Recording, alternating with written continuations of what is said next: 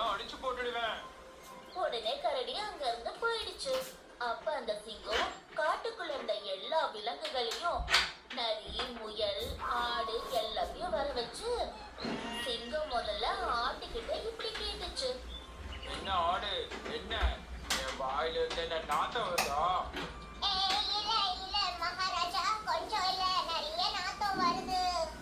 சிங்கத்துக்கு உடனே கோபம் வந்து ஆட்டை அடிச்சிடுச்சு. பக்கத்துல இருந்த முயல் அதை பார்த்து ரொம்ப பயந்துடுச்சு. அடுத்ததா முயலை கேட்டுச்சு. முயல் குட்டி, நீ சொல்லு, என் வாயில இருந்து ஏதாவது நாத்தம் வருதா? ஐயோ இல்ல காட்டுராஜா, எந்தவித நாட்டமும் வரல. உங்களுடைய வாயில இருந்து நல்ல நறுமணம் வீசுது. போய் சொல்லாத, என்ன பண்றேன் பாரு. சிங்கம் கோவத்துல முயலையும் அடிச்சிடுச்சு. அப்ப அது ரொம்ப கோவத்துல இருந்துச்சு. குள்ள நரி அந்த ரெண்டு விலங்குகளுக்கும் நடந்ததை பார்த்ததுனால அது எப்படி பேசணும்னு அதுக்கு புரிஞ்சிடுச்சு. புல்ல நரி, நான் என்னோட உயிர் நண்பனாச்சு, நீ சொல்லு, என் வாயில இருந்து ஏதாவது கெட்ட நாத்தம் வருதா? மகாராஜா, கடந்த சில நாட்களாக எனக்கு குளிர் அடிக்குது. அதிலிருந்து எனக்கு மூச்சை இழுக்கிற சக்தி குறைஞ்சிடுச்சு. மோந்து பார்க்க முடியல. அதனால என்னால இப்போதைக்கு உங்களுக்கு பதில் சொல்ல முடியாது. சரி சரி, நான் உன்னை போக விட்டுடுறேன். நீ குணமாகி வந்ததுக்கு அப்புறம் நான் கேட்ட கேள்விக்கு நீ பதில் சொல்லணும். அதுக்கப்புறம் குள்ள நரி தன்னோட உயிரை காப்பாத்திக்கிட்டு அங்க இருந்து ஓடிடுச்சு. எப்பவுமே புத்திசாலிகள் தன்னுடைய எண்ணங்களை மாத்திப்பாங்க, ஆனா முட்டாள்களால முடியாது. சுத்தமான யானை. ஒரு காட்டுல யானை வாழ்ந்துகிட்டு வந்தது. அதுக்கு சுத்தம்னா ரொம்ப பிடிக்கும். அது அத எப்பவுமே சுத்தமா வச்சுக்கும். ஏதாவது ஒரு விலங்க அழுக்கா பார்த்தா அது அப்பவே திட்டிடும். ஏன் எப்பவுமே அழுக்காகவே இருக்கீங்க? போங்க, போய் சுத்தமா இருங்க. உங்களை சுத்தமா ஆரோக்கியமா வச்சுக்கோங்க. மத்த விலங்குகளுக்கு அது பேசுறது கேட்டா ரொம்ப வருத்தமா இருக்கும். அப்பதான் தன்னோட உடம்பு அழுக்கா இருக்குதுங்கிறத யானை கவனிச்சது. ஐயோ, என்ன இது? நான் ரொம்ப அழுக்கா இருக்கேன். இன்னைக்கு காலையில தானே குளிச்சேன். தும்பிக்கையிலயோ கால்லயோ அவ்வளவு சீரா இருக்கு.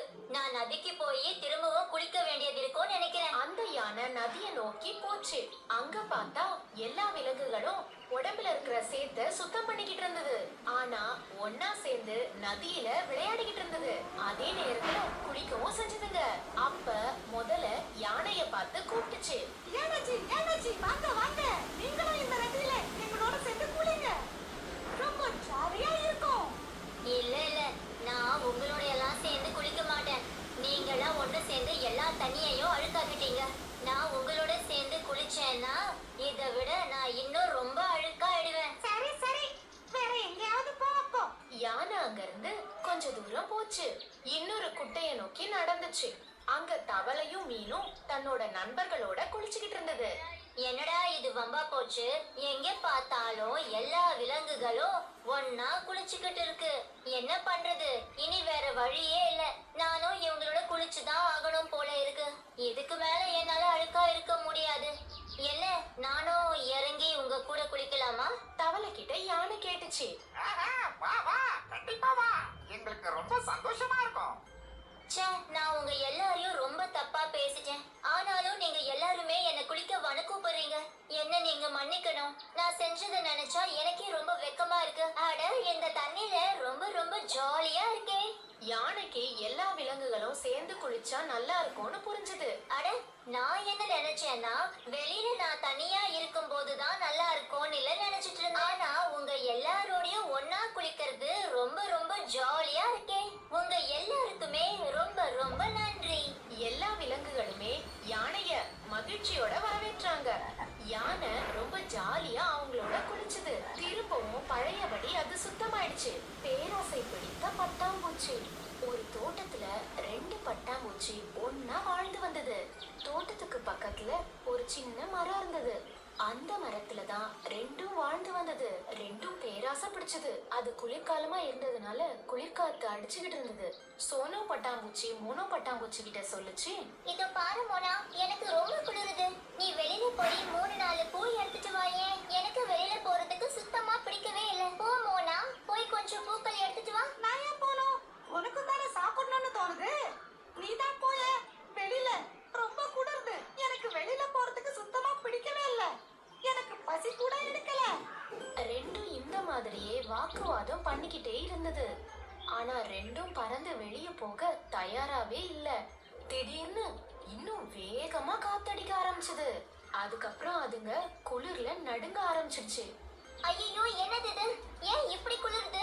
சீக்கிரம் ஏதாவது பண்ண, இல்லனா காத்து உள்ள வந்து புகுதுக்கோ, நாமளும் செத்து போயிடுவோம். ஏன் நீ போய் இதுக்கு ஏதாவது பண்ணலாம்ல? இந்த குளிர் காத்துல நான் வெளியில போனா கண்டிப்பா நான் செத்து போயிடுவேன். அதுக்கப்புறம் பார்த்தா குளிர்காத்து உள்ள வந்துகிட்டே இருந்தது. குளிர்ல ரெண்டும் நடுங்க ஆரம்பிச்சுது. ஆனா அதுங்க அந்த இடத்துல இருந்து நகர்ந்த பாடு இல்ல. ஐயோ கடவுளே, எங்களை நீங்க காப்பாத்துங்க. ஆமா கடவுளே, நீங்க தான் ஏதாவது பண்ணணும். ரொம்ப குளிருது. ரெண்டு பட்டாம்பூச்சியும் கடவுள் கிட்ட உதவி கேட்டு வேண்டுச்சு. ஆனா அங்க இருந்து நகரவே இல்ல. இன்னும் காத்து வேகமா அடிச்சுது. அதுல ரெண்டும் இறந்தே போச்சு. பேராசைப்பட்டு அலைஞ்சதுனாலதான் அதுங்க உயிரே போச்சு. கடவுள் நமக்கு என்ன சொல்றாருன்னா, யாரையும் எதிர்பார்த்து வாழக்கூடாது. மரமும் மிருகமும். காட்டுக்கு நடுவுல 2-3 பெரிய மரங்கள் இருந்தது. ஒன்னு மாமரம், இன்னொன்னு வேப்ப மரம், 3வது மரம் வாழை மரம். அந்த மரங்களை சுத்தி சுத்தி தினமும் முயல் குட்டிங்க, அணிலுங்க, குரங்குங்க அந்த இடத்துல ஒன்னா விளையாடிட்டு வந்தாங்க. அவங்க மரத்து மேல ஏறுறதும் அங்க இருந்து குதிக்கிறதுமா சந்தோஷமா விளையாடிட்டு இருந்தாங்க. வாழை மரத்துக்கும் வேப்ப மரத்துக்கும் அதுங்க விளையாடுறது சுத்தமா பிடிக்கவே இல்ல. ஒரு நாள் வாழை மரம் வேப்ப மரத்துக்கிட்ட சொல்லுச்சு, என்ன இந்த மிருகங்க இவ்ளோ சத்தம் போடுதுங்க? நம்மள எப்பவும் இதுங்க டென்ஷன் படுத்துது. இந்த விலங்குகள் எல்லாம் வேற எங்கேயாவது விளையாடினா நல்லா இருக்கும். ஆமா வாழைப்பழம், நீ சொல்றதே சரியா தான் இருக்கு. நாள் முழுக்க நம்ம மேல ஏறுதுங்க, தேவையில்லாம குதிக்குதுங்க, மரத்துல இருக்கிற இலைகளை பிச்சிருதுங்க. நமக்கு வலிக்கும்ன்றது இதுங்களுக்கு புரியல. நாம ஏதாவது பண்ணணும். அப்போ அந்த வாழை மரம் மாங்காய் மரத்தை பார்த்து கேட்டுச்சு. வணக்கம் வாங்க மரம், உங்களுக்கு இதெல்லாம் பார்த்தா டென்ஷன் ஆகாதா? நீங்க மட்டும் எப்பவுமே சிரிச்சிட்டு இருக்கீங்க, எப்படி முடியுது சொல்லுங்க? ஏன் சிரிச்சிட்டு இருக்கேன்னா, இவங்களை எல்லாம் பார்த்தா எனக்கு ரொம்ப சந்தோஷமா இருக்கு. எனக்கு இவங்களால எந்த பிரச்சனையுமே இல்ல. நம்மளாலதான் எங்கேயுமே போக முடியாது, நம்ம பழத்தை நம்மளாலேயே சாப்பிட முடியாது. ஆனா நம்ம பழத்தை அவங்க சாப்பிடுறத பார்த்து நம்ம சந்தோஷப்படலாம்ல. அவங்க இல்லாம நாம வாழ முடியாது.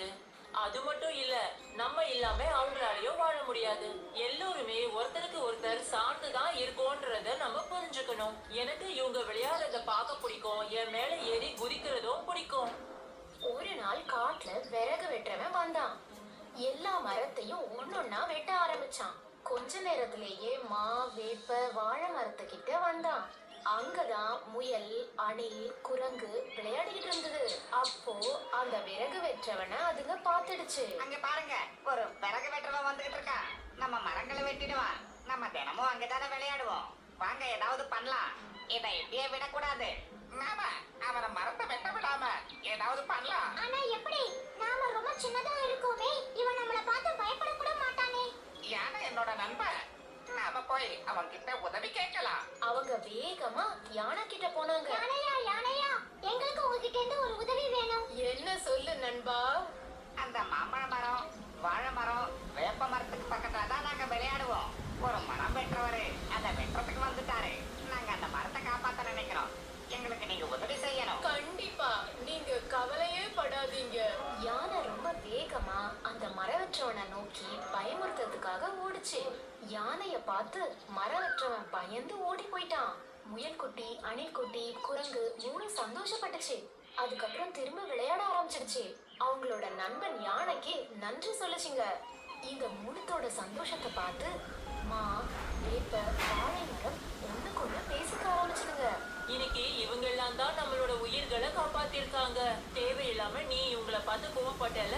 ஆமா, நான் தான் தேவையில்லாததெல்லாம் பேசினேன்.